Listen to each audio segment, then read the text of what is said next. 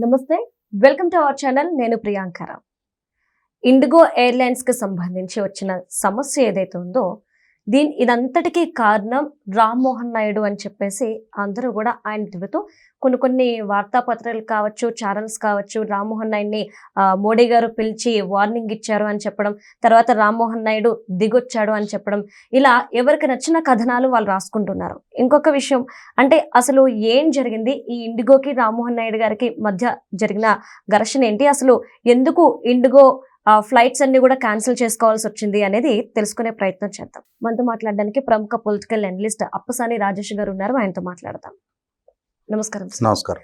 సరే, IndiGo flights కి సంబంధించి 3 రోజులుగా క్యాన్సిల్ చేసుకుంటూ వస్తున్నారు. సేవలన్నీ నిలిచిపోయినాయి. అయితే దీని అంతటికీ కారణం రామ్మోహన్ నాయుడు అని చెప్పేసి చాలా మంది అనడం. ఇంకొకటి ఏంటి అంటే అప్పట్లో అశోక్ గజపతి రాజు గారు చేశారు, ఆయన ఉన్నప్పుడు ఇలాంటి సంక్షోభమే వచ్చింది, వీళ్ళు ఉన్నప్పుడు ఇలాంటి సంక్షోభమే వచ్చింది అని చెప్పేసి అంటున్నారు. అసలు ఫ్లైట్స్ అన్ని క్యాన్సిల్ చేసుకోవడానికి రామ్మోహన్ నాయుడు గారికి కారణం ఏంటి? ఇప్పుడు ఇవాళ రామ్మోహన్ నాయుడు లక్ష్యంగా ఆంధ్రప్రదేశ్ రాష్ట్రంలో వైసీపీ విమర్శలు ఎక్కువ పెట్టాలని మనం అర్థం చేసుకుందాం. ఎందుకంటే కేంద్ర ప్రభుత్వ వైఫల్యం ఇది. అంటే వైఫల్యం అంటూ ఎదురైతే అది కేంద్ర ప్రభుత్వం అంది. ఆంధ్రప్రదేశ్ రాష్ట్రంలో తెలుగుదేశం పార్టీకి సంబంధం లేదు. రామ్మోహన్ నాయుడు కేంద్ర మంత్రివర్గంలో కేబినెట్ మంత్రి. మంత్రిగా తను వైఫల్యం చెందితే అది collective responsibility of central cabinet. ఇక్కడ కేంద్ర ప్రభుత్వాన్ని కానీ, కేంద్రంలో అధికారంలో ఉన్న ప్రధానమంత్రి నరేంద్ర మోడీ గారిని కానీ కించిత్తు మాట కూడా, పల్లెత్తు మాట కూడా అనే ధైర్యము, సాహసము లేని ఈ ఆంధ్రప్రదేశ్ ప్రతిపక్షం రామ్మోహన్ నాయుడు గారిని లక్ష్యంగా చేసుకొని విమర్శలు ఎక్కువ పెట్టాలని పక్కకు పెడదాం కొంతసేపు. అసలు ఈ సంక్షోభం తలెత్తిన పరిస్థితులు, పరిణామాలు ఒకసారి విశ్లేషించుకుంటే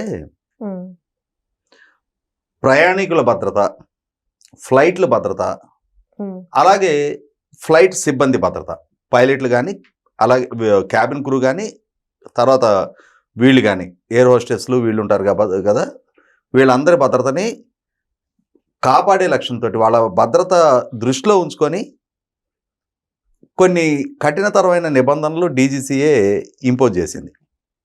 సుమారుగా నాకున్న సమాచారం మేరకు 22 నిబంధనలు విధించారు. వీటిని అమలు చేసి తీరాలి అని చెప్పని. జూలై 1 తారీఖుకి దాదాపుగా 15 నిబంధనలు అమల్లోకి వచ్చేసినాయి. ఇంకొక 7 నిబంధనలకి డెడ్ లైన్ మొన్న నవంబర్ 1 తారీఖు రోజు పెట్టుకున్నారు. దాంట్లో ప్రధానమైంది flight duty time limitation, FDTL అంటారు. ఇది చాలా కీలకం. అంటే ఒకే పైలట్ అంటే వారంలో ఎక్కువ సార్లు నైట్ డ్యూటీల్లో, నైట్ ల్యాండింగ్లో పాల్గొనటం, ఎక్కువ గంటలు వాళ్ళు డ్యూటీలో పాల్గొంటూ ఉంటాం, వాళ్ళు కంపల్సరీ రెస్ట్ తీసుకోవాల్సిన అవర్స్ తక్కువగా ఉండటం. ఇవాళ pilot sound mind and sound బాడీతో ఉండాలి. అవును సార్. ఉండాలి అని అంటే వాళ్ళకి ప్రాపర్ విశ్రాంతి అవసరం. వారి మీద అంటే సాంకేతిక పరమైన లోపాలని పక్కకు పెట్టేస్తే ఒక స్థాయి సాంకేతిక పరమైన లోపాలను కూడా మీన్ టైంలో ఐడెంటిఫై చేసి దానికి తగిన ముందస్తు ఏర్పాట్లు కింద గ్రౌండ్ సిబ్బందికి సమాచారం ఇచ్చి దగ్గరలో ఉన్న ఎయిర్పోర్ట్లో క్రాష్ ల్యాండింగ్ లాంటివి అయినా సరే చేయించి వీలైనంత వరకు నష్టాన్ని నివారించగలిగే శక్తి సామర్థ్యాలు పైలట్ చేతిలోనే ఉంటాయి. అంటే ఏదైనా ప్రమాదకర పరిస్థితులు తలెత్తుతున్నాయి అనుకున్నప్పుడు, ఏదైనా సాంకేతిక పరమైన అవాంతరాలు తలెత్తాయి అనుకున్నప్పుడు, అలా అంత షార్ప్గా బాడీ అండ్ సోల్ రెండూ ఉండగలగాలి అని అంటే వారికి కావాల్సినంతటి విశ్రాంతి కూడా అవసరం. సో ఆ ఉద్దేశంతో ప్రభుత్వం డీజీసీఏ ద్వారా కొన్ని కఠినతర నిబంధనలు ఇంపోజ్ చేసింది. ఈ ఇంపోజ్ చేసింది ఒక్క ప్రయాణికుల కోణంలోనో రాజకీయ కోణంలోనో కాదు, ఎయిర్లైన్స్ సర్వీస్ నిర్వాహకులకి కూడా అది క్షేమకరమే. ఎందుకంటే ఇప్పుడు మొన్న అహ్మదాబాద్లో ఎయిర్ ఇండియాకి సంబంధించిన విమానం కుప్పకూలింది.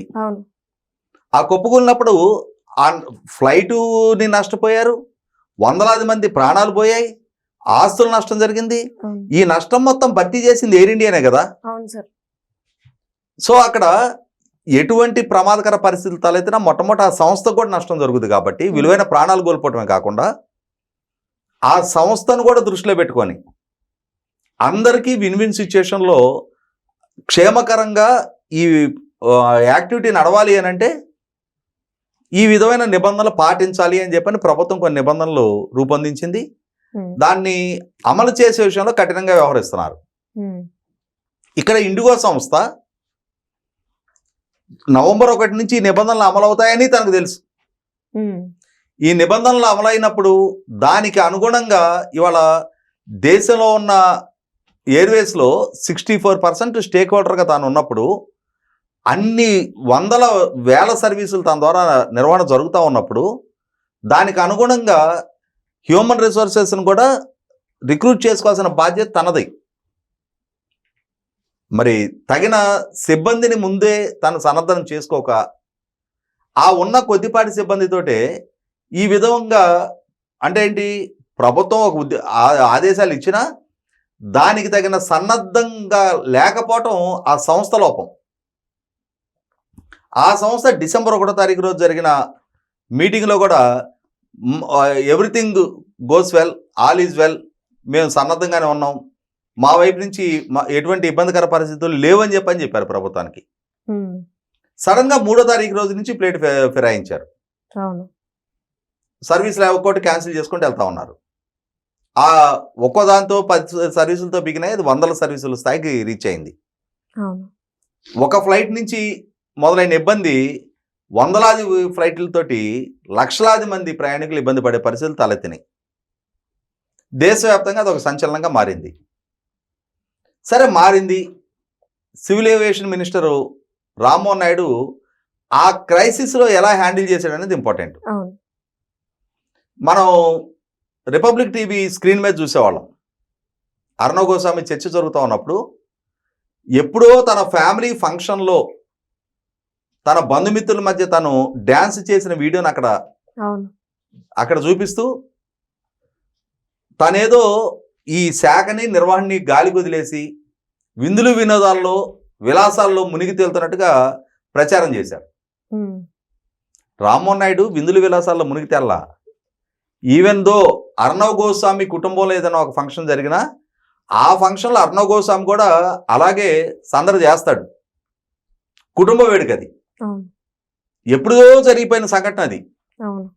ఎవరికి వ్యక్తిగత జీవితాలు లేవు, ఎవరికి కుటుంబాలు లేవు, ఎవరి కుటుంబాల్లో ఫంక్షన్లు జరగవు. అంటే కేంద్ర కేబినెట్ మంత్రి కాబట్టి అతనికి వీటికన్నిటికీ అతీతంగా అతన్ని చూపించాలనుకుంటున్నారా?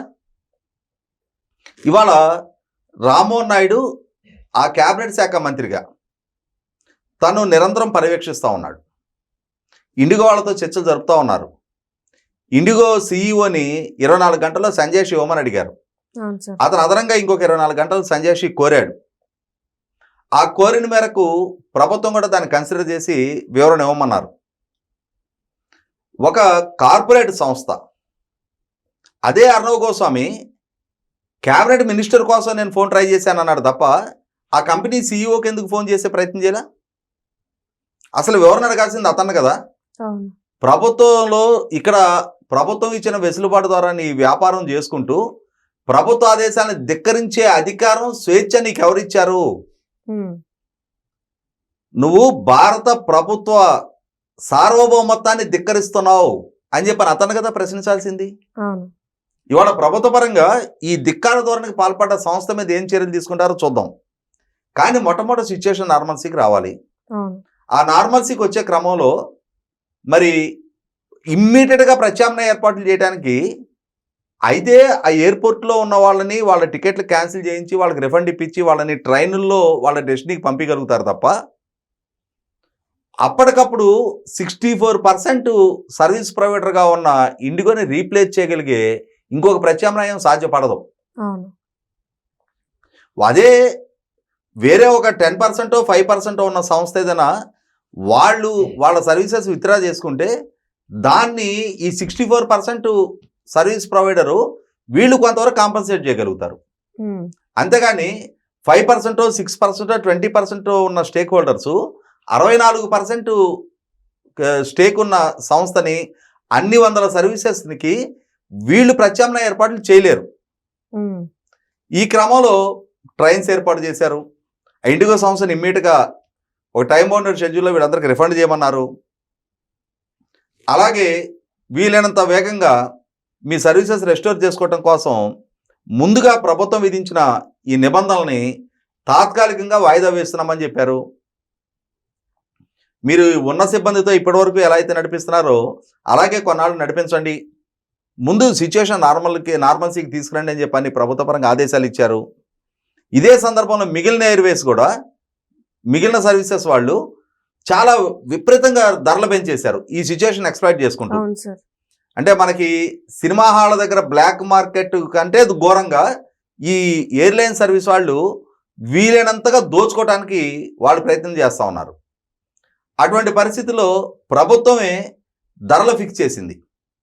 ఎన్ని కిలోమీటర్ల ప్రయాణానికి ఎంత దూరం, అంటే వీళ్ళు ప్రయాణిస్తున్న డిస్టెన్స్ని బట్టి టికెట్ ధరలు వీళ్ళే నిర్ణయించారు.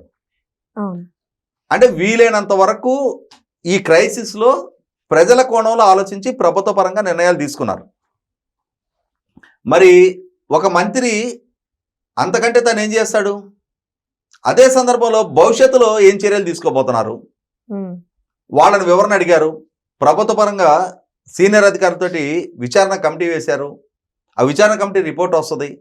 వాళ్ళు ఏ వివరణ ఇస్తారు, వాళ్ళు ఏ విధంగా వాళ్ళ చర్యలను సమర్థించుకుంటారు అనేది కూడా చూడాల్సి ఉంటుంది. వీటన్నిటి నేపథ్యంలో ఇవాళ ప్రభుత్వ ప్రతిష్టని మంట కలుపుతూ ప్రభుత్వం ద్వారా అనుమతులు పొంది ఆ అనుమతులు పొంది ప్రభుత్వం విధించిన షరతులకి నిబంధనల్ని ధిక్కరిస్తూ ఈ ధిక్కారదాన్ని ప్రదర్శించిన సంస్థ విషయంలో ఎట్టి పరిస్థితుల్లో ఉపేక్షించరు, కఠినంగానే ఉండి తీరుతారు. ఇది ప్రభుత్వ సమగ్రతకి ప్రభుత్వ సార్వభౌమత్వానికి పరీక్ష పెట్టాడు ఇండిగో వాడు. ఒక సవాలు విసిరాడు, మీ నిబంధనలు నేను పాటించడం, లక్షలాది మంది ప్రజల్ని ఎయిర్పోర్టుల్లో ముట్టడించేటట్టు చేసి నేను నా services all of sudden withdraw చేసేసుకుంటా, ప్రయర్ నోటీస్ కూడా ఇవ్వను, ఏం చేసుకుంటారో చేసుకోండి అని ఒక సవాలు విసిరాడు. ఈ విషయంలో 100% ప్రభుత్వం ఖచ్చితంగా కఠినంగానే వ్యవహరిస్తుంది. అదే సందర్భంలో ఇంతగా ఒకే సంస్థకి మోనోపోలీ 64% సర్వీసెస్ ఒకటి చేతుల్లోనే ఒకటి గుప్పెట్లోనే ఉంటే ఎటువంటి పరిస్థితుల పరిణామాలు ఎదురుగాపోతున్నాయి అనేది ఇప్పుడు ఒక గుణపాఠంగా ప్రభుత్వం దృష్టికి, దేశం దృష్టికి, ప్రజల దృష్టికి కూడా వచ్చింది. కాబట్టి ప్రభుత్వం కూడా ఇంకా అడిషనల్ ప్లేయర్స్ని కూడా ప్రోత్సహించే ప్రయత్నం చేస్తుంది. కొత్తగా ఈ మార్కెట్లోకి రావాలనుకునే వాళ్ళకి కొత్తగా అవకాశాలు ఇస్తారు, అనుమతులు ఇస్తారు. సో దక్కిన అవకాశాన్ని దుర్వినియోగం చేసుకొని వాళ్ళ ప్రభుత్వాన్ని మీద ఒక సవాలు విసిరిన నేపథ్యంలో 100% ప్రభుత్వం దానికి తగ్గట్టుగానే సిద్ధపడుతుంది. సివిల్ ఏవియేషన్ మినిస్టర్గా రామ్మోహన్ నాయుడికి ఒక సవాలు విసరబడింది. ఆ సవాలు విసిరిన సందర్భంలో తను స్టబన్గానే నిలబడ్డాడు, సమర్థంగానే వ్యవహరించాడు.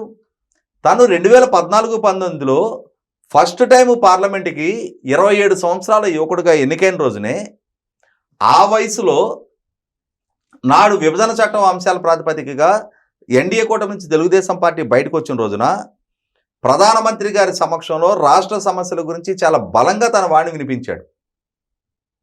తనేదో భయపడి పారిపోయి వెన్ను చూపే మనస్తత్వం ఉన్న నాయకుడు కాదు.